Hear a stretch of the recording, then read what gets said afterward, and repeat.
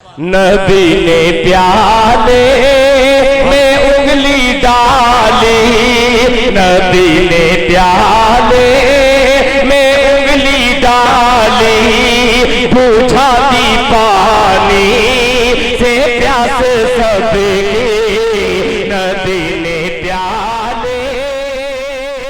40 साल का उम्र होता है, आपको नबूवत दी जाती, एक नामूस पहुंचता है, वही लेकर इक़रा बिस्मि रब्बिकल लज़ी खलक़। आप अलैहिस्सलाम तन्हाई में चले जाते थे, इक़रार में वहां पर अल्लाह की इबादत करते थे, नमाज पढ़ते थे और फिक्र में लगे रहते थे।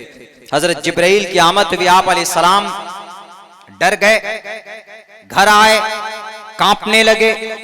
खदीजतुल कुबरा से कहा कि मैं तो खत्म हो जाऊंगा, मैं तबाह हो जाऊंगा, मैं कांप रहा हूं, बुखार है, fever, I am suffering from very very deep fever, मुझे बहुत ज्यादा बुखार। And tell me what will I do, मैं क्या करूंगा? I am not able to anything, I am not able to explain what happened with we, हमारे साथ क्या हुआ मैं बता नहीं सकता तुम्हें।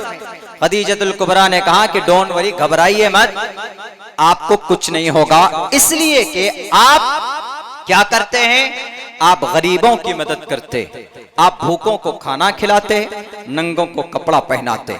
जो लोग मोहम्मद की पवित्र जिंदगी पर एतराज करते हैं, उन्हें नबी की सीरत पढ़ना चाहिए, मोहम्मद रसूलुल्लाह की पाकीज़ा जिंदगी को उठाकर देखना चाहिए।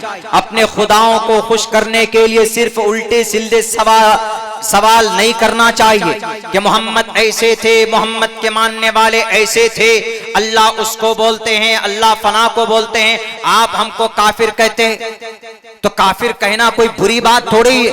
काफिर मीन्स इनकार करने वाला, काफिर मीन्स नास्तिक, काफिर अरबिक वर्ड है, इसके माने इनकार करने वाला। हम अगर किसी चीज का इनकार करते हैं तो लुग़वी एतबार से हमको कोई काफिर कह सकता है। काफिर का मतलब जो अल्लाह का मुनकिर हो या अल्लाह को एक मानता हो, उसके अहकामात का मुनकिर हो, उनके आखिरी नबी का मुनकिर हो, तो काफिर है। वो न्यूज एंकर मौलाना से कहा कि आप तो हमें काफिर कहते, बताइए आप हम काफिर हैं? तो हजरत ने कहा कि जो भी अल्लाह और उसके रसूल का इनकार करे वो काफिर है। पूरी दुनिया इनकार करती है तो पूरी दुनिया काफिर है। हम तो कहेंगे कि अरे कोई भी इनकार करे काफिर है। मैं इस कैमरे का इनकार करता हूं, मैं इस कैमरे का इनकार करता हूं, तो इसका ये मीनिंग अरबी में कहेंगे कि अब्दुल्ला सालिम काफिर, इसलिए कि ये इनकार कर रहा है कि इस कैमरे का, इसलिए काफिर है। काफिर मीन्स इनकार करने वाला, डिनाय करने वाला। अब अगर कोई अल्लाह का मुनकिर है, अब वो बार बार हजरत को कह रहे हैं कि अच्छा ईश्वर में अल्लाह में क्या फर्क है? हजरत ने कहा कि भाई ईश्वर अल्लाह एक ही को बोलते हैं। उन्होंने कहा कि एक नहीं है, इसलिए कि अल्लाह के पास जाने का एक ही रास्ता है। अरे तो ईश्वर के पास भी तो जाने का एक ही रास्ता है, क्या ईश्वर के पास तुम नहीं जाओगे? ईश्वर के पास जाने का कौन सा रास्ता है? यमराज का, यमदूत का। हमारे यहाँ उसको बोलते हैं कि इजराइल अलैहिस्सलाम, मिकाईल अलैहिस्सलाम क़यामत में सूर फूकेंगे। इजराइल अलैहिस्सलाम आते हैं, वो रूह कब्ज करते हैं, तब जाता है बंदा अल्लाह के पास पहुंचता है। वो कह रहा नहीं, हमारा अल्लाह के ईश्वर के पास जाने का अलग अलग रास्ता है, इसलिए ईश्वर अलग है। और हजरत अल्लाह के पास जाने का एक ही रास्ता है, इसलिए अल्लाह अलग है। उसको पता ही नहीं है कि ईश्वर अल्लाह, what is the difference between Allah and Ishvara? And there is no quite difference between Ishvara and Allah. Allah is Arabic word and the Ishvara is a Sanskrit word. तुम भी जाओगे, कौन लेकर जाता? यमराज, यमदूत, पापिष्ठास्ते प्रशांति यम रूपम भयंकरम, वो लेकर जाता। वरना ओम का क्या मतलब? ईश्वरा। ओम शन्नो मित्रा शं वरुणा शन्नो भवत्वर्यमः, ओम शन्नो ब्रह्मा बृहस्पति शन्नो विष्णु रुरक्कमः, नमस्ते ब्रह्मणे नमस्ते वायो प्रत्यक्षम। क्या मतलब है इसका? उठाओ पंडित दयानंद सरस्वती की किताब सत्यार प्रकाश में लिखा है कि ये ओम का मतलब होता है ईश्वर। ईश्वर को अरबिक के अंदर अल्लाह बोलते हैं और फारसी के अंदर खुदा बोलते हैं, और मुसलमान और सरल भाषा के अंदर उसको भगवान बोलते। मुसलमान बोलता है काल रसूलुल्लाह या काल अल्लाह, हिंदू भाई बोलते हैं श्री भगवाने वाचा एंड श्री परमात्मने नमः। What is different? पता ही नहीं। सुदर्शन न्यूज चैनल के इस एंकर को आ जाते हैं सवाल करने के लिए, एकदम नाक़िस सवाल, एतराज कर देते हैं। मौलाना को कहते हैं कि आपके औरंगजेब ने तो ये किया, क्या किया? मंदिरें तोड़वाया। कितने मंदिरें तोड़वाए उसे मालूम ही नहीं। एक मंदिर को तोड़ा है औरंगजेब ने, लेकिन उसके साथ साथ एक मस्जिद को भी शहीद किया। सुदर्शन चैनल वालों, मेरी ये तकरीर तुम्हारी चैनल तक पहुंचे तो इसको नोट करके चलाना, इसको बढ़िया से एडिट करके चलाना कि औरंगजेब बादशाह ने एक मंदिर को इसलिए तोड़ा था कि वहां के जो राजा थे उस मस्जिद के तहखानों के अंदर उन्होंने सोने जवाहिरात हीरे छुपा कर रखे थे, टैक्स का माल छुपा कर रखा था। तो खबर मिली जासूस के जरिए से, खबरी के जरिए से, तो औरंगजेब ने उस मस्जिद को तोड़कर वहां से कौम की दौलत को निकाला था। अगर औरंगजेब अगर सिर्फ दीन परस्त होते, अगर इस्लाम ही परस्त होते, सिर्फ इस्लाम के नजरिए से मंदिर को अगर तोड़ता तो फिर मस्जिद को शहीद नहीं करते। लेकिन मस्जिद के बारे में भी पता चला कि इस मस्जिद के नीचे दौलत है, खजाने छुपा कर रखे हुए। कोई मियाँ जी ने तो फौरन बुलडोजर चलवाया और उस मस्जिद को शहीद करके नीचे से कौम के वो दौलत और वहां पर हीरे जवाहिरात जो गोल्ड और सिल्वर थे वो निकाल कर कौम के हवाले किया। अगर औरंगजेब तशद्दुद परस्त होता तो मस्जिद नहीं तोड़वाता। सुदर्शन एंकर, सुदर्शन न्यूज के एंकर साहब, सुरेश साहब, याद कीजिए आसाम की कामाख्या देवी की मंदिर में किसका पैसा लगा है? औरंगजेब का पैसा लगा है। काशी की विश्वनाथ मंदिर में किसका पैसा लगा है? औरंगजेब का पैसा लगा है। उज्जैन की महाकालेश्वर की मंदिर में किसका पैसा लगा है? औरंगजेब ने पैसा दिया है। तुम ये तारीख नहीं बताओगे? सिर्फ औरंगजेब ने एक मंदिर तोड़ा, सिर्फ एक मंदिर तोड़ा लोगों को बेवकूफ बनाने के लिए। बहरकैफ मोहम्मदुर रसूलुल्लाह को नबूवत दी गई, आप आए, लोगों के सामने आपने क्या कहा? फिर आप अलैहिस्सलाम को अल्लाह ने कहा कि उठो या अय्युहल मुद्दस्सिर कुम फंजिर, डोंट वरी, आप डरो मत, आप घबराओ मत, हम आपके साथ हैं। आप फस्दा बिमा तुअमर व आरिज़ अनिल मुशरिकीन, आप तबलीग कीजिए, अल्लाह की वहदानियत को बयान कीजिए और इन मुशरिकीन से, इन कुफ्फार से, इन हिपोक्रेटिसिज्म से, आप इन मुनाफकत से, इन लोगों से डरिए मत। आइए मैदान में हम आपके साथ, हम आपकी मदद करेंगे। वो आरिज़ानिल मुशरिकीन, किसी से आपको डरने की, घबराने की जरूरत नहीं। मोहम्मदुर रसूलुल्लाह ने खुलेआम जब तबलीग का काम शुरू किया, मेरे भाइयों पूरी दुनिया जानती, उक़बा इब्ने अबी मुअय्यिद ने मक्कतुल मुकर्रमा के उन पूरे मैदान में आप अलैहिस्सलाम सजदे में थे, एक ओजड़ी लाकर आप अलैहिस्सलातु वस्सलाम के सर पर डाला जाता है, बल्कि कुफ्फार अबू जहल, अबू लहब वहां पर हंसते हैं। वो अबू लहब जो बैठकर नबी को परेशान करने के लिए एक मशवरा करता है कि मोहम्मद को कैसे परेशान किया जाए, मोहम्मद को कैसे तकलीफ दी जाए। उन्होंने कहा कि उक़बा इब्ने मुअय्यिद को तैयार करो। नबी पाक अलैहिस्सलाम जब सजदे में जाएंगे तो एक कपड़ा लेकर उनके गले में डालकर और उसको मल देंगे, ऐसे लपेट कर घिस उसको वहां से घिसेटते हुए लाएंगे। ये कमबख्त बदबख्त ने ये हरकत की। आप अलैहिस्सलाम तड़प रहे थे। उस वक्त अबू बकर सिद्दीक आकर कहते हैं अतक़्तुलून रजुलन अन यक़ूल रब्बी अल्लाह, तुम एक ऐसे बंदे को परेशान कर रहे हो, तुम एक ऐसे इंसान को परेशान कर रहे हो जो ये कहता है कि मेरा रब अल्लाह है। आज भी वही तारीख अपनाने की कोशिश की जा रही, आज भी वही तरीका कुछ लोग अपना रहे हैं। मौलाना कलीमुद्दीन सिद्दीकी साहब जो अमन के साथ पैगाम देते हैं, इस्लाम की तबलीग करते हैं कि लोगों ला इलाहा इल्लल्लाह मुहम्मदुर रसूलुल्लाह, इस कलीमे को पढ़ लो, आखिरत में तुम जन्नत जाओगे। अल्लाह की जात का इकरार कर लो, मोहम्मद को आखिरी नबी मान लो, लेकिन मौलाना कलीम सिद्दीकी के हाथ में हथकड़ी डालकर उन्हें जेल के सलाखों के अंदर डाल दिया जाता और वो ये कहते हैं कि मौलाना ने धर्म परिवर्तन का एक षड्यंत्र रचा है। धर्म परिवर्तन जुर्म नहीं है। अगर कोई इंसान भारत का अपनी मर्जी से अगर धर्म परिवर्तन करता है तो उसके ऊपर कोई कानूनी कार्रवाई नहीं की जाएगी। ये सिर्फ कुरान नहीं कहता, ये भारत का संविधान कहता। भारत के संविधान का दफा नंबर 25 कहता, freedom of conscience and free profession and practice and propagation of the religion.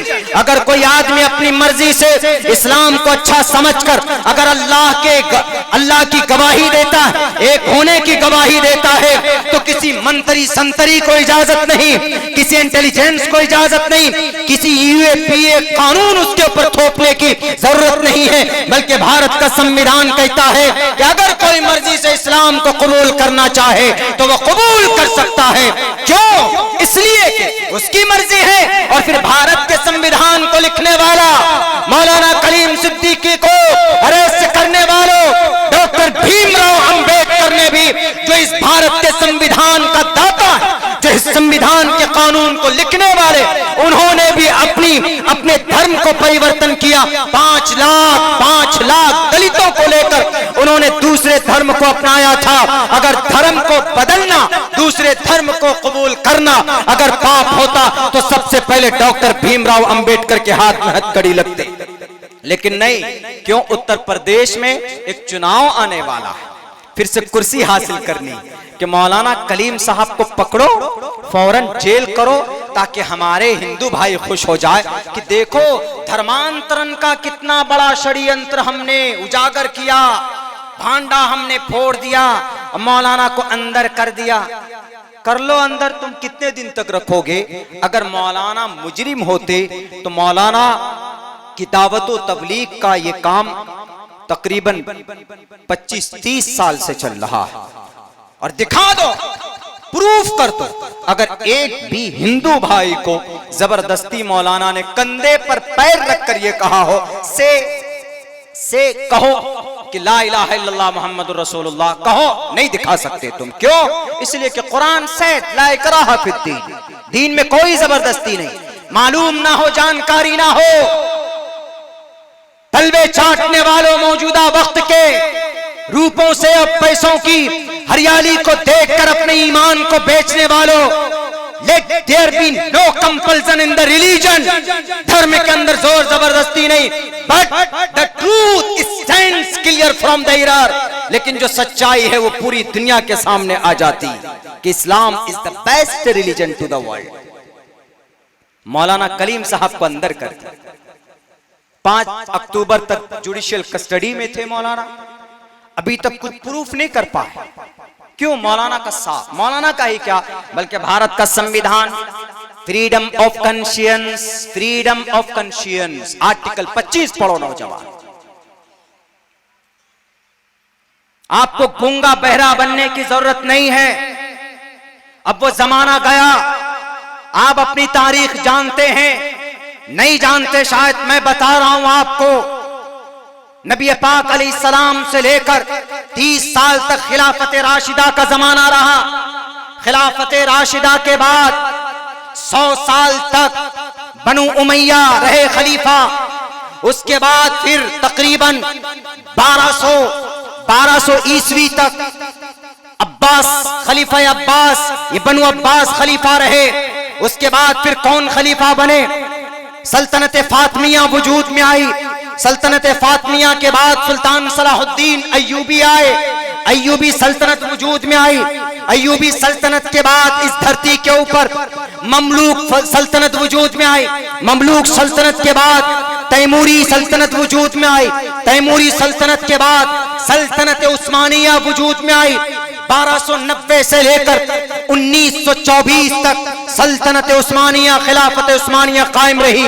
सबसे आखिरी खलीफा 1924 में तुर्की के अंदर वहां कमालुद्दीन अतातुर्क पाशा था, जो अपने कम्युनिज्म से अपने हाथ मिलाने की वजह से अपनी कुर्सी दे दी थी, और भारत के अंदर 1857 में सबसे आखिरी मुगल साम्राज्य का खात्मा हुआ बहादुर शाह जफर की सूरत में।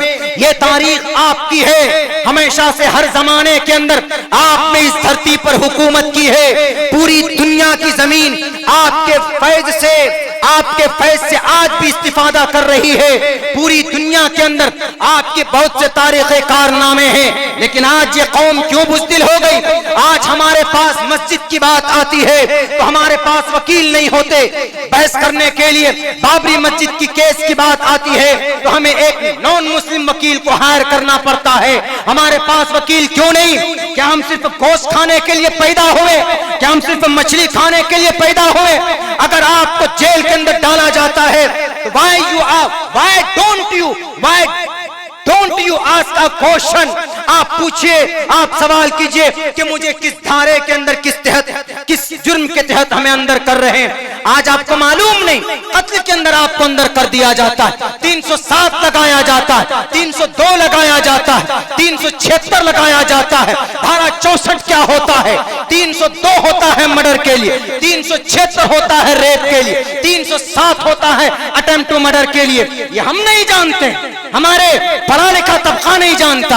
अगर सिर्फ आप कहोगे कि कुरान पर कामयाबी है, हदीस पर कामयाबी है, तो कोई शक नहीं है। लेकिन जिस मुल्क में आप रहते हो, उस मुल्क के कानून और उस मुल्क के लॉ एंड ऑर्डर को जानना आपके लिए जरूरी है। नहीं तो मौलाना कलीम साहब उमर गौतम के तरह अंदर ऐसे ही डालते रहेंगे ये लोग।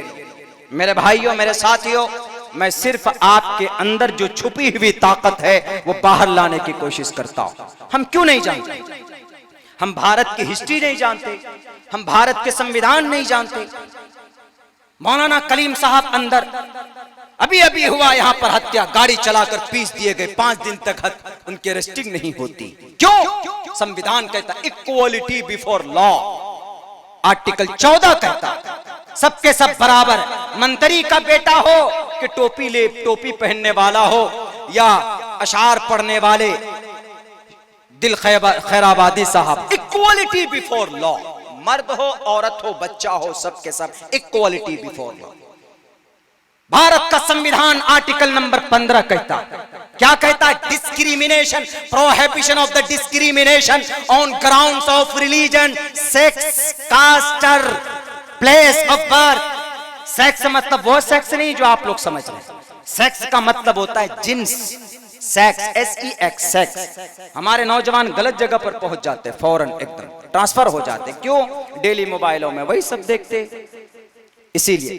तो आर्टिकल 15 क्या कहता है कि प्रोहिबिशन ऑफ डिस्क्रिमिनेशन, यानी धर्म के नाम पर तशद्दुद फैलाना। आर्टिकल नंबर 19 क्या कहता है? आर्टिकल नंबर 19 कहता है कि ये इस तरह का सीरतुन नबी कॉन्फ्रेंस होना चाहिए। All citizen shall have the right and to speech and freedom of expression of speech. Abdullah कुछ बोलना चाहे तो बोल सकता है, अगर दिल खैराबादी साहब कुछ कहना चाहे तो कह सकते हैं, मौलाना जनाब सदर जलसा साहब कहना कुछ चाहे तो कह सकते हैं, भाई सगीर साहब कुछ कहना चाहे तो कह सकते हैं। Freedom of expression, freedom of speech and expression. हम अगर कहीं पर हमारे मौलाना कलीम साहब को अगर अरेस्ट किया गया तो हम एतराज कर सकते हैं, हम प्रोटेस्ट कह सकते हैं। भारत के संविधान का आर्टिकल नंबर 19 का भी कहता है to assemble peacefully without arms, बिना हथियार के जमा होकर प्रोटेस्ट करना, ये हमारा फंडामेंटल राइट्स हैं। अगर हमको धर्म के नाम, आर्टिकल नंबर 21 क्या कहता है कि हमारी जान की रक्षा करना सरकार की है। Protection of life and personal liberty, protection of life, मेरी जान की रक्षा करना। मैं यहाँ अभी 3 बजे हमारी ट्रेन है, शाहजहांपुर में जाऊंगा। यहाँ से रास्ते में अगर कोई गुंडा मुझे घेर लेगा, RSS बजरंग दल का, और वो हमारे ऊपर मॉब लिंचिंग करने पर तुला हुआ होगा, तो पुलिस वालों की जिम्मेदारी है कि इस टोपी वाले अब्दुल्ला सालिम की रक्षा करना उसकी जिम्मेदारी है। और फिर वो खबर जब सरकार तक पहुंचे तो उनको सजा देना और मुझे बचाना, ये भारत का संविधान कहता है। Protection of life and personal liberty, हमारी आजादी और हमारी जान की रक्षा करना ये संविधान हमें इजाजत देता है। सिर्फ बेलगाम बेजुबान घोड़ों के कहने पर यह देश नहीं चलेगा, ये देश चलेगा संविधान पर। मोहम्मद पर एतराज करने से कोई फायदा नहीं होगा। क्या एतराज किया जाता है? मोहम्मद रसूलुल्लाह तो जिहादी थे, मोहम्मद तो लड़ाकू थे। मैंने पूरे 3 महीने तहकीक के बाद श्रीमद् भगवत गीता के शुरू के 10 श्लोक मैंने जंग के ऊपर तलाश की। आप उठाइए श्रीमद् भगवत गीता का सबसे पहला श्लोक जो है, पहला मंत्र श्रीमद् भगवत गीता, महाभारत का एक हिस्सा है। श्रीमद् भगवत गीता का पहला चैप्टर, पहले अध्याय का पहला मंत्र, 18 अध्याय है उसमें। पहला मंत्र क्या कहता है? धर्म क्षेत्रे कुरुक्षेत्रे, धर्म क्षेत्रे कुरुक्षेत्रे नामसा मामका पांडवाश्चैव किम कुरुवत संजय। धृतराष्ट्र कहता है संजय से कि संजय जरा बताओ कि महाभारत के मैदान में कौरवों और पांडवों पुत्र के दरमियान में क्या क्या हुआ। यानी गीता का पहला वर्ड जो है वो किस पे है? जंग पे। धर्म क्षेत्रे कुरुक्षेत्रे, धर्म पे भी है और कुरुक्षेत्र लड़ाई के मैदान को बोलते हैं। द बैटलफील्ड, बैटलफील्ड को बोला जाता है। और वो कह रहे हैं कि देखो जरा पूछो, बताओ मुझे संजय, संजय कौन? उस वक्त में मीडिया, संजय एक इंसान, वो मीडिया की जिम्मेदारी निभा रहे थे। और धृतराष्ट्र ये कौरवों के अब्बा थे, पांडवों के भी थे। कुंती की औलाद पांडु 5 थे। इन पांडवों में सबसे बड़ा योद्धा अर्जुन था। लेकिन आगे देखिए क्या होता, आगे डिस्कस है, बहुत खूबसूरत डिस्कस है। तो उसमें श्री अर्जुन जी अपना हथियार डाल देते हैं महाभारत के मैदान में। तो क्या कहा? एवं मुक्तवा अर्जुना संख्यो रथोपस्थो उपवासितः विसृज्य शरम चापम शोक संविघ्नमासः। Shri Arjun was very confused and therefore he decided at the battlefield, वो मैदान में उन्होंने फैसला किया मेरे सामने मेरे उस्ताद हैं, मैं मुकाबला नहीं करूंगा। And he decided to put down and his arrow and bows, अपने एरो तीर को, बोस और अपने धनुष को उन्होंने रखकर and he sit down and behind his rथ, वो अपने सवारी के पीछे वाले हिस्से में जाकर बैठ गया। कौन? अर्जुन। पांडवों में 5 भाई में सबसे बड़ा योद्धा अर्जुन थे। लेकिन वहां पर कौन आते हैं?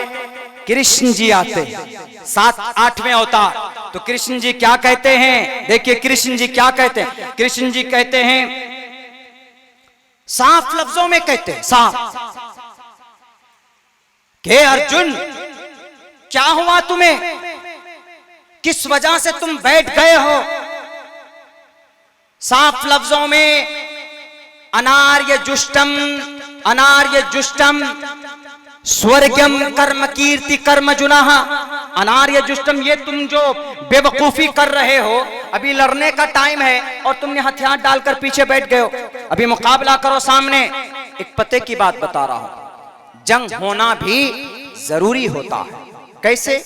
जंग से मुल्क और कौम तरक्की करती। इसका यह मतलब नहीं कल से तलवार उठा ले, नहीं, मैं मुल्क के लिए बात कर रहा हूं। Germany, the first world war was happened on the earth of Germany, Germany में हुआ। तो जर्मनी की ईंट से ईंट बजा दी गई, कमजोर हो गया। लेकिन अगले 20 साल में जर्मनी ने वो तैयारी की, जब जंग होती है तो हर आदमी का जो दिमाग होता है, जो सोच होती है, वो चिंतित हो जाती। वो फिक्र करते हैं कि क्या होना, क्या करना, कैसे हमें आगे जाना, कैसे मुकाबला करना। तो जर्मनी में अगले 20 साल में, 20 साल पहले पहली जंग वर्ल्ड वॉर हुई थी, तो जर्मनी की ईंट से ईंट बजा दी गई। जर्मनी की कमर में ताकत नहीं थी कि मुकाबला करे, होना ये चाहिए, लेकिन नहीं। अगले 20 साल में वो प्रिपरेशन, वो तैयारी की जर्मनी ने। दूसरी वर्ल्ड वॉर, दूसरी जंग जर्मनी ने शुरुआत की।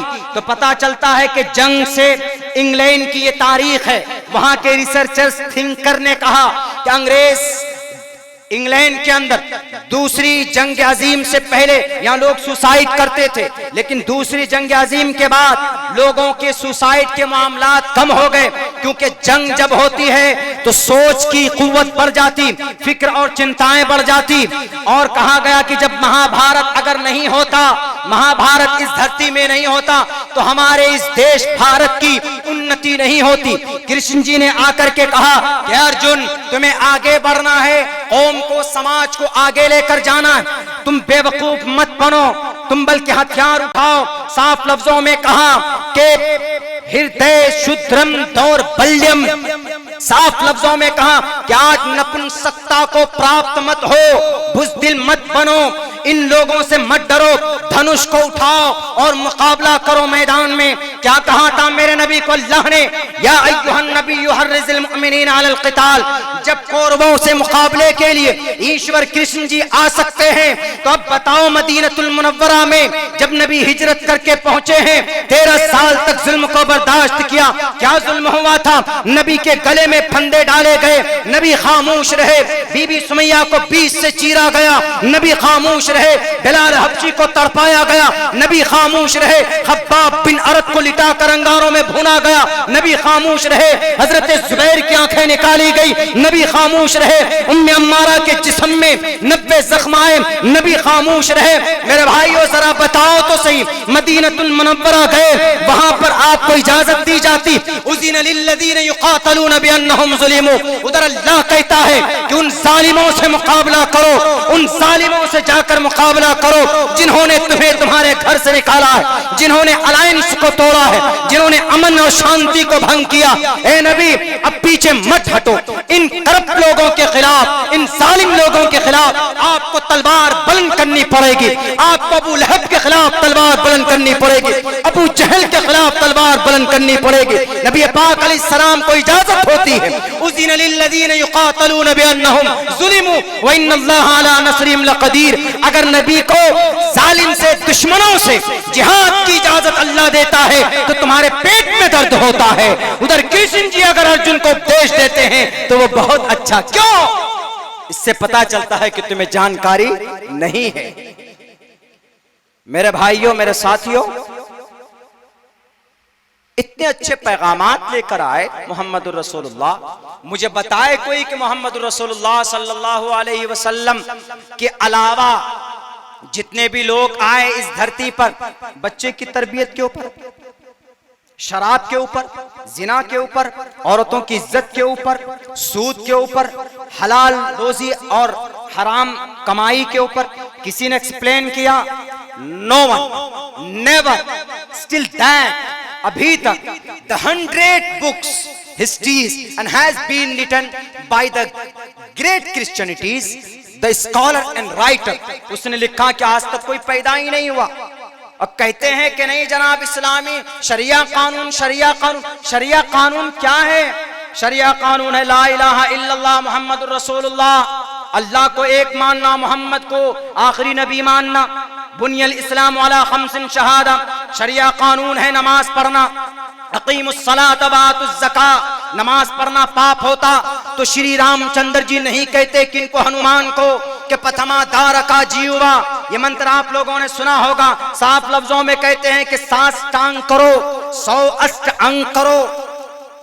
ये दूसरी चीज। तीसरी चीज क्या है? तीसरी चीज अकीमुस्सलात व आतुज़्ज़का, टू पे ज़का, टू पे ज़का, गरीबों की मदद के लिए, लाचारों की मदद के लिए अपनी दौलत का 40वां हिस्सा, 2.5% रुपए, आप 100 रुपए में 2.5 रुपए निकालो। यह है शरिया, यह है अहकाम शरिया।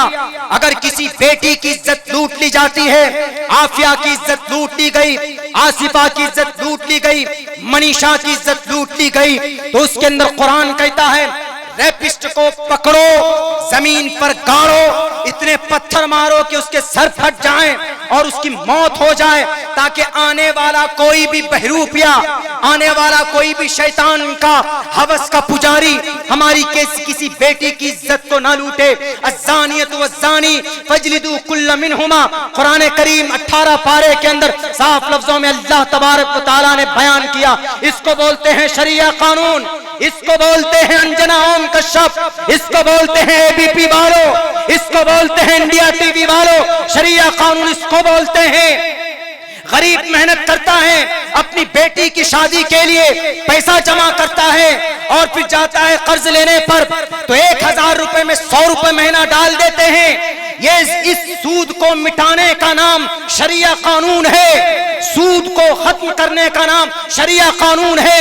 नौजवानों की जिंदगी शराब के नशे में खत्म हो रही, इस शराब को मिटाने का नाम शरिया कानून है। यसअलूनका अनिल खम्रि वल मैसिर कुल फीहिमा इस्मुन कबीर। और सूद की लानत पर अल्लाह के नबी अल्लाह तबारक व तआला ने कहा फ़इल्लम तफ़अलू फ़अज़नू बिहर्बिम मिनल्लाहि व रसूलिही। सूद खाने वालों रुक जाओ, अगर नहीं रुके तो अल्लाह और उसके रसूल से जंग करने के लिए तैयार हो जाओ। इसको बोलते हैं शरिया कानून, इसको बोलते हैं कानून शरीयत, इसको बोलते। किसी के साथ बेईमानी मत करो, किसी के साथ गद्दारी मत करो, किसी के साथ धोखा मत करो, किसी की जमीन मत हड़पो। मन अखज़ शिब्रम मिनल अर्ज़ी, अल्लाह के नबी अलैहिस्सलाम का फरमान है, अगर कोई किसी का जमीन हड़प लेता है तो उसको 7 जमीनों का to the day of judgement, कल कयामत में उसको पहनाया जाएगा। मेरे भाइयों, इसको बोलते हैं शरिया कानून, इसका नाम है शरीयत, इसका नाम है इस्लामी हुकूमत। इसीलिए कहा था लाल कृष्ण एडवाणी ने कि शरीयत इस्लाम नाफिज कर दीजिए, अभी सारी बुराइयां खत्म हो जाएंगी। लेकिन नहीं, बस सिर्फ उसको बदनाम करने की कोशिश करो, बदनाम। जब तक हम जैसे तालिबे इल्म हैं, जब तक हजरत हस्सान की सुन्नतों को जिंदा करने वाले हमारे शुअराए किराम हैं, जब तक हमारे अकाबिरीन हैं, कुरान को शरीयत को मानने वाले हैं, तुम्हारे पागल कुत्तों की तरफ भौंकने से शरिया कानून बदनाम नहीं होगा। वो ये कहते हैं कि नहीं मौलाना, lots of battlefield was happened and organized by the last prophet Muhammad sallallahu alaihi wasallam, कि मोहम्मद रसूलुल्लाह के जरिए बहुत सारी जंगें लड़ी गई। सबसे पहले जंग बड़ी कौन हुई? जंगे बद्र हुई। तो जंगे बद्र में कुफार के तरफ मोहम्मद रसूलुल्लाह उस काफिले में, जिसमें तकरीबन 50 किलो बल्कि 2.5 क्विंटल सोना सुफियान लेकर आ रहे थे मुल्क शाम से। तो सियासी एतबार से उसको पकड़ना, कब्जा करना जरूरी था, पहले जमाने का ये रूल था। तो मोहम्मद रसूलुल्लाह निकले, लेकिन कुफार का वो काफिला निकल कर बच गया।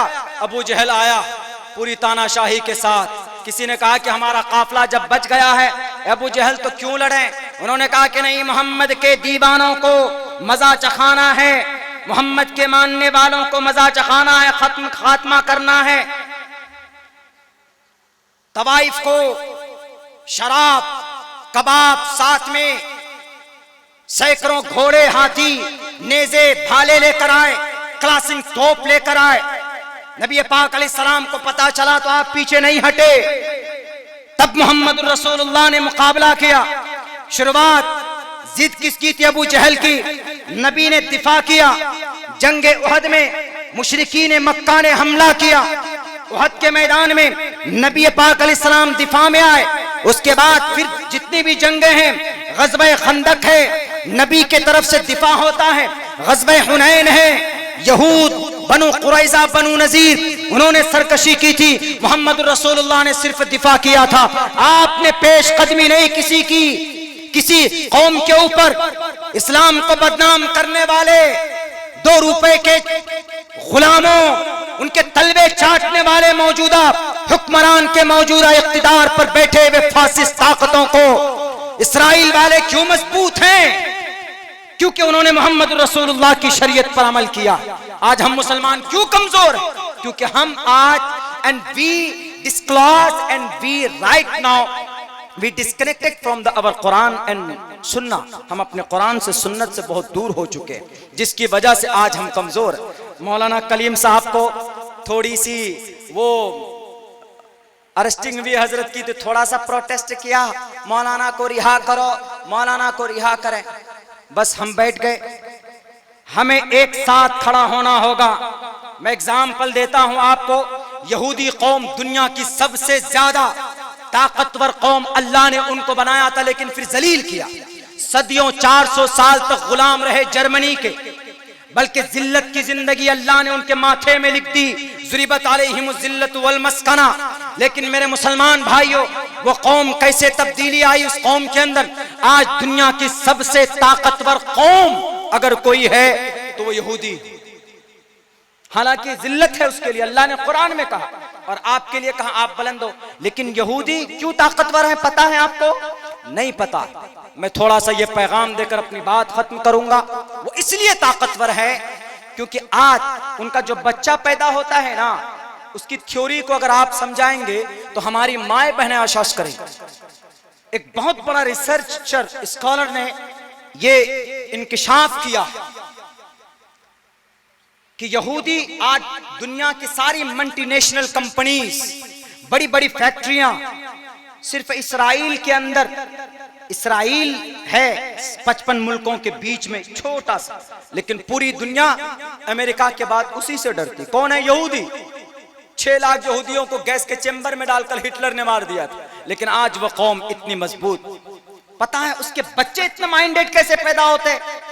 उसके बच्चे इतने माइंडेड पैदा होते हैं, इसीलिए उस स्कॉलर ने यह कहा कि इसकी बच्चे की जो शार्प माइंडेड है, वो बच्चा जब 10वीं क्लास तक पहुंचता है, यहूदी के 10 क्लास का बच्चा हमारे मुल्क के पीएचडी किया हुआ डॉक्टर ऑफ फिलोसफी, दोनों बराबर। तो ये ताकत बच्चों में कहां से आती? तो ये ताकत बच्चे में आती उनकी मां के कोख से। कैसे? उन्होंने कहा कि जब यहूदी औरतें प्रेग्नेंट होती, हामिला होती यहूदी औरतें, तो वो उसी वक्त से डाइट लेना शुरू करती। डाइट लेना मतलब अच्छे खुराक लेना शुरू करती। उसके बाद वो क्या करती हैं? मैथ के सवालात हल करती, हिसाब। फल्यक्तुब बैनकुम बिल अदल, हिसाब। मैथ से, मैथमेटिशियन से दिमाग शार्प माइंड होता है। वो औरतें बोल बोल कर करती। कैसे? 2 + 2 = 4, 4, 2 2 4 होता है, 11 11 22 होता, ऐसे बोल के तो बोलते हैं, तो वो आवाज उस बच्चे के कान में जाती है। तो वो बच्चा एक तो डाइट की वजह से, अच्छे खुराक की वजह से और अच्छे काम की वजह से बैठकर टीवी सीरियल नहीं देखती। जैसे आजकल हमारी माए बहनें टीवी सीरियल बैठकर, अगर प्रेग्नेंट हुई तो बस बैठ जाते हैं, घर पे काम नहीं करेंगे, बैठकर टीवी देखेंगे, मोबाइल देखेंगे।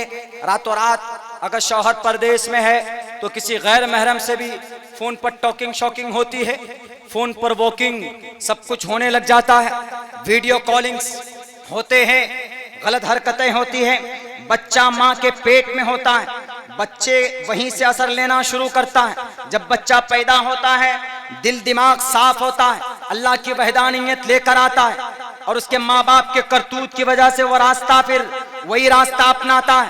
मेरे भाइयों, अल्लाह हजरत अब्दुल्लाह इब्न अब्बास फरमाते हैं कि मोहम्मद रसूलुल्लाह बचपन में हम लोगों को ये कहते थे कि तुम्हारा अल्लाह कौन, तुम्हारा खुदा कौन, तुम्हारा परवरदिगार कौन? तो अल्लाह के नबी बोलते थे, बोलो अल्लाह। अल्लाह वो है जो मालिक है, जो खालिक है, नफा नुकसान उसी के हाथ में है। ये बातें सिखाते थे। लेकिन आज हमारी माएँ बहनें क्या करती हैं? हमल से होते ही, उम्मीद से होती हैं, प्रेग्नेंट होते ही बस वो बैठ जाएंगी, या तो टीवी सीरियल देखती हैं, गलत काम करती हैं। नहीं, मातृमान पितामान चतुर्मान, मातृमान पितामान चतुर्मान पुरुषो वैदा। क्या मतलब है इसका? इसका मतलब वही कि आदमी अपनी जिंदगी में 4 लोगों से हासिल करता है नॉलेज। कौन है 4? सबसे पहले मातृमान, दूसरे नंबर पर पितामान, तीसरे नंबर पर चतुर्मान। चतुर्मान मतलब टीचर। आजकल तो टीचर को चप्पल मारकर भाग जाते हैं हम। पहले जमाने में तो मदरसों में, स्कूलों में ऐसा होता था, पढ़ते थे हम, अगर उस्ताद आ जाए तो डर से, अरे उस्ताद देख लेंगे क्या कहेंगे, भागो, है ना, ऐसा होता था। अगर आज है, आज का जमाना, आज का जनरेशन, तो ऐसा अगर टीचर आ रहे हैं तो क्या बोलते हैं? अरे क्या कर लेगा, बैठो यहीं पे। ऐसा नजरिया हो गया हमारा। मातृमान पितामान चरित्रमान पुरुषो वैदः एन प्रशस्ता धार्मिकी विदुषी। माता खुशकिस्मत है वो माँ जो अपने बच्चे को जिस दिन से गर्भ धान से लेकर, यानी जिस दिन उसका हमल ठहरा उस दिन से लेकर पैदाइश तक उस बच्चे का ख्याल रखती हैं, नमाज पढ़ती हैं, कुरान की तिलावत करती हैं, तो उस कोख से कौन पैदा होगा? उस कोख से अबू बकर सिद्दीक जैसे सदाकत रखने वाले एक ईमानदार मोमिन पैदा होगा। उसके कोख से सलाहुद्दीन अय्यूबी पैदा होगा। उसके कोख से मोहम्मद बिन कासिम पैदा होंगे। उसके कोख से उमर बिन अब्दुल अजीज पैदा होगा। उसके कोख से मेरे भाइयों तारिक बिन जियाद पैदा होगा, जिसने 30,000 फौज को लेकर 6 लाख जर्मन और रोमन एम्पायर के पैर को उखाड़ कर फेंक दिया था। वक्त नहीं है, वरना मैं इस्लामी तारीख को आपके सामने रखता कि कितने बड़े बड़े एम्पायर के मुकाबले में हमारे छोटी छोटी टुकड़ियों ने मोहम्मद बिन कासिम 6,000 लेकर आए थे। राजा ताहिर के 1.25 लाख फौजों के नाक में नकेल डाल दिया था। हम आपके सामने रखते, माँ के कोख से पैदा होते हैं शेखुल इस्लाम। माँ अगर अच्छे हो तो उस माँ के कोख से पैदा होता है शेखुल हिंद। माँ के कोख से पैदा होता है कौन? मेरे भाइयों, बहुत सारे मौलाना कासिम नानोतवी, मौलाना अब्दुल रशीद गंगोही, मौलाना इलियास, मौलाना अशरफ अली थानवी, ये हमारे मुजाहिदीन थे, ये काबिरीन थे। ये कोई आसमान से नहीं आए थे, अवतार नहीं लिया था इन्होंने, बल्कि ये भी माँ के कोख से पैदा हुए थे। आज हमारी माँ के कोख से क्यों अच्छे बच्चे पैदा नहीं होते? क्यों? हमारे माँ की बुरी बात, बुरी लगेगी मेरी बात, मेरी माँ है, लेकिन कड़वी जरूर है, बट इट्स यूनिवर्सल ट्रूथ। आज हमें हासिल करने की जरूरत है from the life of prophet Muhammad सल्लल्लाहु अलैहि वसल्लम। व इन्नका लअला खुलुकिन अज़ीम, O Muhammad, you have on an exalted of a character standard. आप दुनिया के सबसे बेहतरीन जगह पर अल्लाह ने आपको फाइज किया। Therefore we have indeed in the messenger of Allah and one who calls Allah subhanahu wa ta'ala and he works righteousness, अच्छी बात करता है, अल्लाह की तरफ बुलाता है, उनकी जिंदगी से सबक हासिल करता है, तो उसको कोई जलील और रुस्वा नहीं कर सकता। मेरे भाइयों, मेरे साथियों, नौजवानों, फोन कॉल पे तो बड़ी सेटिंग करते। आपको बनना होगा मौलाना अरशद मदनी, आपको बनना होगा मौलाना हक फजल हक खैराबादी, आपको बनना होगा मौलाना शाह अब्दुल अजीज मुहद्दिस देहलवी, आपको बनना होगा टीपू सुल्तान। कोई टोपी और दाढ़ी वाला नहीं आएगा आपको बाजालिम ताकतों से बचाने के लिए कि नहीं जनाब कोई आ जाएंगे भारत में। किसी भी सियासी राजनेताओं से उम्मीद मत करना। मैं जानता हूं सियासत को, मेरा रिश्ता है सियासत से। आपको अगर कोई बचा सकता है तो अल्लाह बचा सकता है, और आपकी खुदात आपको बचा सकती है। अगर कहीं पर कोई दिक्कत परेशानी आती है, अपने अंदर सलाहियत पैदा करो। उसके लिए आपको हिमालय पार नहीं तोड़ना है। आपके अंदर जो ताकत है, अपने अंदर जो हुनर है, नौजवानों, अगर आप पढ़ना जानते हैं तो आप उस पढ़ाई से, नहीं पढ़ना जानते हैं तो सीखिए। लकीर के फकीर मत बनिए। आप क्यों किसी के झंडे के लिए परेशान होते हैं? आप मेहनत करते हैं, अपनी रोजी रोटी खुद कमाते हैं, परेशानी आती है तो खुद हैंडल करते हैं। तो इन राजनेताओं की चापलूसी करके आपको क्या मिलेगा? अगर आज आपके ऊपर 302 का केस लग जाए, आप अंदर चले जाओगे तो कोई नेता नहीं आएगा आपको बचाने के लिए। आपको खुद तैयार होना पड़ेगा, आपको खुद मैदान में आना पड़ेगा, आपको खुद अपनी आवाज बुलंद करनी पड़ेगी। मैं आपको वरगला नहीं रहा हूं, बल्कि आपकी जो हकीकत है, आपके अंदर जो गर्मी और ताकत है, यू कैन डू इट। आप कर सकते हैं, बातिल का मुकाबला कर सकते हैं, बातिल ताकतों के सामने मुंह तोड़ जवाब दे सकते हैं, हक बात कह सकते हैं। आप वक्ती तौर पर चले जाएंगे, हमें सलाखों के पीछे डाला जाएगा, लेकिन हम अपने इस देश को, अपने कानून को, अपनी शरीयत को बदनाम नहीं होने देंगे किसी भी कीमत में इंशाअल्लाह। अपनी जवानी को इस काम के लिए इस्तेमाल कीजिए, अरे गहरे चक्कर में मत पड़िए, वरना ये राजनेता तो मैं ही हूं, मैं सर का दर्द बना हुआ हूं कुछ नेताओं का अपने इलाके में। दिल भाई जानते हैं, आज हम किसी और पोस्ट पे होते तो एक साहब की वहां पर हार हुई हमारे यहाँ इलाके में, तो वो क्या बोलता है, हमको हराया है एक टोपी वाला। वो टोपी वाला कौन है? अब्दुल्ला सालिम। उसको तो जेल करके रहूंगा। अभी 1.5 महीना पहले एक ऐसा मौका आया कि बहुत अच्छे तरीके से मैं अंदर जा सकता, लेकिन अल्लाह का फजल है, थोड़ी सी सूझबूझ हमने दिखाई तो उसके शर से हम बच गए। क्या था वो घटना क्या हुआ था? वो घटना ये हुआ, लड़की लड़के दोनों आपस में सेटिंग कर लिए बेचारे अपनी शरीयत के खिलाफ जाकर। लड़का 15 साल का था, लड़की 13 साल की थी। शरीयत एतबार से दोनों बालिग हैं, शरीयत एतबार से, बट कानूनन in Indian constitution, Indian law के एतबार से वो बालिग नहीं है। 18 साल से पहले अगर कोई शादी करता है, उसकी कंप्लेन हो जाती है तो ये बाल विवाह का केस चलेगा इसके ऊपर। 18 साल से पहले कोई निकाह शादी नहीं कर सकता। करते हैं, शिकायत नहीं होती। वहां पर ऐसा हुआ, सेटिंग हो गई वो दोनों बच्चों में, दोनों लड़के लड़के आपस में प्रेम करने लगे, मोहब्बत करने लगे। एक रोज वो कुछ ज्यादा ही गलत हरकत कर रहे थे तो पकड़ लिया। अब पकड़ने के बाद अब बेटी वाले की भी इज्जत चली गई, बेटे वाले की भी इज्जत चली गई। अब हो तो क्या हो, हमारे यहाँ ऐसा रिवाज है, वहाँ सरपंच होता है एक पंचायत का, आपके यहाँ प्रधान होता, हमारे यहाँ सरपंच होता। वो पंचायत इधर भी होता है ना हजरत, इधर भी होता। मेरे भाइयों, तो सरपंच को खबर मिली, सब लोग आए, तकरीबन 200-250। हमारे लिए भैया गाड़ी रेडी रखिएगा। 250 लोग आए उस पंचायती में। हम पंचायती वगैरह में नहीं जाते हैं, इत्तेफाक से उस दिन हमको कहा कि चलो आपको हम घुमा के लाते। गए तो वहां बिठा दिया पीछे। अब वहां पर डिस्कस ये हो रहा है, सब लोग कह रहे हैं कि ऐसा हुआ, वैसा हुआ, ये हुआ, वो हुआ। लड़की लड़का से बयान दिया गया, लड़की लड़का ने एतराफ किया, हाँ हम लोग 6 महीने से टच में हैं, रिलेशनशिप में हैं। रिलेशनशिप ये इज्जतदार, क्या बोलते, इज्जतदार जुमला है जिना के लिए, इज्जतदार जुमला रिलेशनशिप। तो मेरे भाइयों, उन्होंने कहा कि हम लोग रिलेशनशिप में हैं, यानी हम लोगों के नाजायज संबंध हैं बहुत दिनों से। तो अब वहां पर लड़का वाला कह रहा है कि हम नहीं शादी होने देंगे, निकाह नहीं होने देंगे। लड़की वाला कह रहा है कि निकाह उसी से होगा जिसने हमारी बेटी की जिंदगी खराब की। फैसला नहीं हो रहा, इसलिए कि लड़के वाले थोड़े ऊंचे, लड़के वाले थोड़े डाउन। तो हमने एक बात कही पीछे से, हमने कहा कि सरपंच साहब, मेरी तो ये राय है, लड़का लड़की राजी है, दोनों राजी है, दोनों का निकाह पढ़ा दीजिए। जब मियां बीबी राजी तो क्या करे काजी? जब वो एक दूसरे से मोहब्बत करते हैं, आज आप पैसा लेकर सुलझा दीजिएगा मामले को, कल लड़का लड़की लेके भाग जाएगा, कोर्ट मैरिज कर लेगा तब। इसलिए बेहतर ये कि कर दीजिए। अब हमने ये राय दी तो मेरी राय पर फैसला हो गया कि हाँ यही बात होनी चाहिए। लड़का वाले उठकर चले गए, लड़के वाले उठकर कहां गए? लड़के वाले उठकर चले गए वो मंत्री जी के पास जो हारे। उन्होंने कहा कि सर, आपके अगेंस्ट पार्टी का अब्दुल्ला सालिम हमारे बेटे की शादी करा रहा है जबरदस्ती।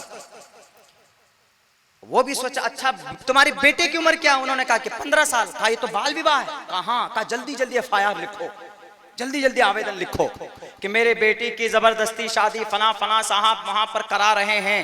हमारे बच्चे की उम्र आधार कार्ड के हिसाब से 15 साल उसकी उम्र है, जबरदस्ती। मेरे कैफ वो जाकर एक थाने में नहीं 2 थाने, इधर वाले थाने में भी, इधर वाले थाने में भी FIR वो लोग कर, इधर निकाह की तैयारी हो रही। लड़का जल्दी से नहा धोकर आकर बैठ गया। अब झमेला यहां पर यह खड़ा हुआ कि निकाह कौन पढ़ा है? झगड़ा वाला निकाह है। बाल विवाह में सबसे पहले अंदर कौन जाता है? माँ बाप नहीं जाते, लड़की लड़का भी नहीं जाता, सबसे पहले वो अंदर जाता है जो निकाह पढ़वाता है, काजी साहब। अब वहां पर क्या होना चाहिए? हमने कहा कि भाई रजिस्टर तैयार कीजिए। पहले रजिस्टर फिलअप किया गया, लड़के से स्टेटमेंट लिया। लड़का ने कहा कि मैं 15 साल का हूं और मैं पूरे होशो हवास के साथ ये स्टेटमेंट दे रहा हूं कि मैं अपनी मर्जी से लड़की से शादी कर रहा हूं, मेरा मन है इसको बीवी बनाने का, मैं इसके बगैर नहीं रह सकता 1 सेकंड भी। हमने कहा लिखो बाबू। वो बच्चा किसी मदरसे का भागा हुआ होगा, ये शरारत तो स्टूडेंट ही करते हैं, स्कूल का या मदरसे के भागे। उन्होंने लिखकर सिग्नेचर करके दे दिया। हमने कहा कि बड़ा जोश है। हमने कहा पीछे तो नहीं हटोगे? बोला नहीं हजरत, निकाह करूंगा मैं। लड़का तैयार, पेरेंट लोग चले गए थाने में, लड़का तैयार। अब निकाह कौन पढ़ाए? 2 काजी साहब को बुलाया तो दोनों भाग गए। बोला नहीं हजरत, कौन जेल जाएगा? अभी पुलिस वाला आएगा, निकाहनामा देखकर किसी को नहीं पकड़ेगा, हमको लेके जाएगा बाल विवाह के जुर्म। अब वहां क्या किया जाए, तो एक मसला हमने बहुत पहले पढ़ा था, वो मैं यहाँ बता रहा हूँ, उलमाए किराम जानते हैं, पढ़ने के ज़माने में ही पढ़ा था, आप लोग उसको अप्लाई नहीं कीजिएगा। वो ये है, हमने कहा कि अच्छा क्या उपाय निकाली जाए। हमने कहा कि अरे ये जब मियाँ बीबी राजी तो क्या करे काजी, ये आखिर जुमला बोलते क्यों हैं, क्यों बोलते हैं, इसका अर्थ क्या। इसका अर्थ ये है, अगर बालिग लड़की और लड़का सड़क पर चलते हुए एक दूसरे के हाथ पकड़कर या एक दूसरे को आमने सामने बोल दे कि तुम मुझको कबूल, और वो भी बोलते, लड़की भी बोलते कि आप मुझको कबूल, और चाय वाला देख रहा है ऐसे करके कि ये लोग क्या कर रहे हैं, कबूल कबूल कर रहे हैं। अगर चाय वाला देख लिया ये दोनों कबिल तू कर लिए तो निकाह हो जाता है। पूछ लीजिए हजरत उलमा इकराम से, ये मसला है। उसके बाद इसीलिए बोलते हैं जब मियाँ बीबी राजी तो क्या करे काजी, काजी की कोई जरूरत नहीं होती निकाह में, वो तो एक मुअद्दब तरीका है, इस्लामी तरीका है, बुलाते हैं और ढंग से, चूंकि एक अच्छा रिश्ता बनता है इसीलिए। ऐसी हमने कहा कि जब ये मसला है तो फिर काजी की क्या जरूरत है। लड़की लड़का को बुलाया, हमने कहा कि बाबू तुम दोनों का कबिल तू करना है। बोला कैसे करेंगे हजरत, हमने कहा खुद से बोलना है तुम दोनों को कि तुम मुझको कबूल, तुम मुझको कबूल। तो बोला अच्छा हो जाता, हमने कहा हो जाता है। अब सरपंच साहब भी कंफ्यूज हो गए, ऐसा है तो हमने आज तक नहीं देखा। हमने कहा कि नहीं देखा, लेकिन आज देख लीजिए आप। बोला ये पूरा वाला निकाह होगा कि ये टूटने वाला होगा, हमने कहा कि पूरा वाला होगा।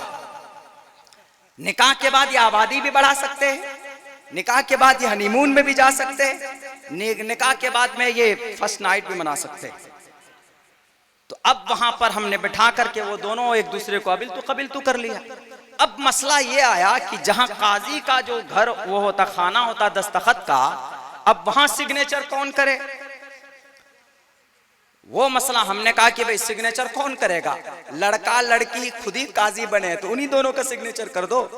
और दोनों ने अपने अपने सिग्नेचर कर दिए उस पे, शादी हो गई जी। आधे लोग कंफ्यूजन में गए, ऐसी शादी आज तक नहीं देखी हमने, कैसे हो गया है। उसके बाद पुलिस वाले पहुंचते हैं, 1 घंटे के बाद हम अपने घर आ गए। पुलिस वाले 2 थाने के पुलिस पहुंचे, अरे फला फला कहाँ है, बुलाओ, तुम अपनी बेटी को बुलाओ, तुम उसका लड़का वो उठा कर लाए हो। कहा कि सर उठा कर नहीं लाया। पूछिए लड़का सामने, लड़का बोला सर हमको कोई उठा के नहीं लाया, हमारा निकाह हुआ है अभी। तो कहा कौन पढ़ा है निकाह, कहा कि सर अपने से पढ़े। तो वो पुलिस वाला कंफ्यूज हो गया, बोला अपने से कहीं निकाह होता है, आज तक हम न देखे न सुने, बेवकूफ, चलो तुम अपने घर चलो। कहा कि सर नहीं, मैं ससुराल में रहूंगा, मेरा निकाह हो गया, हमने कबिल तो कर लिया। बोला अच्छा निकाह नामा लाओ। तो निकाह नामा लाया तो वहां जहां काजी का नाम था वहां पर लड़की लड़का का नाम, वो और ज्यादा कंफ्यूज हो गया, ये ऐसा निकाह कैसे हो गया। अरे भाई वहां पर अब उधर से फोन पे फोन आ रहा है कि मौलाना अब्दुल्ला को पकड़े कि नहीं पकड़े। अब पुलिस वाला कहेगा सर पकड़े कहां से, उनका तो कहीं नाम ही नजर नहीं आ रहा, कारण निकाह वही पढ़ाया है। कहा सर निकाह वो नहीं पढ़ाया है, निकाह लड़का लड़की खुद ही पढ़े। तो मंत्री जी बोल रहे तो ऐसा कैसे हो सकता है, खुद ही से निकाह। अब वो तहकीक में लग गए, मुफ्ती साहब ऐसे निकाह हो सकता है क्या। तो मुफ्ती साहब ने कहा कि गवाह कितने, गवाह था कोई कि नहीं। कहा कि सर गवाह 1-2 नहीं, 250 आदमी गवाह थे वहां पे। बोला फिर हो गया। अब लोग प्रेशर डालने मंत्री जी पे कि अब्दुल्ला साहब क्यों नहीं पकड़े गए। तो अब वो मंत्री जी कह रहे अरे भाई वो मौलाना नहीं, वो चतुर्वेदी है। मैं जो सोच रहा था वहां से उसकी सोच उसने शुरुआत की, वो निकाह भी पढ़ा गया और सबूत तक नहीं छोड़ा। अब किसको पकड़े हैं। अब पुलिस वाला कह रहा, डरा रहा कि नहीं हजरत का नाम लो। तो लड़का क्या कह रहा, सर नाम क्यों लें, हमने शादी की, हमने मोहब्बत की, हमने प्यार किया, हमने निकाह किया, हम रहेंगे। और रही बात अगर बाल विवाह है तो हम दोनों को लेकर चलिए जेल में, जब तक बालिग होंगे तब तक रखिएगा अपने जेल खाने में वहीं पर। पुलिस वाला बोला नहीं नहीं तुम लोगों को नहीं ले जाना, तुम लोग बयान दे दो कि मौलाना पढ़ा है। वो कहा ऐसे कैसे बयान, मौलाना पढ़ाए नहीं तो हम कैसे बयान दें। तो मेरे भाइयों ये राजनीति के चक्कर में ऐसे लोग उलझाते भी। मेरे कहे वक्त बहुत हो चुका है, सिर्फ 1 घंटा 10 मिनट हमारी ट्रेन को है। मेरे भाइयों बहुत सारी बातें करनी थी, इतिहास के ताल्लुक से बहुत सारी बातें आपके सामने आई है, सीरत के ताल्लुक से कम आई, लेकिन सीरत मोहम्मद रसूलुल्लाह की एक कामयाब इंसान के लिए बहुत ज़रूरी है कि मोहम्मद रसूलुल्लाह की पैरवी करे। अगर आप करते हैं तो इंशाअल्लाह you will success in this world and after here. बहुत बहुत शुक्रिया, जज़ाकल्लाह। अस्सलामु अलैकुम रहमतुल्लाहि व बरकातुहू।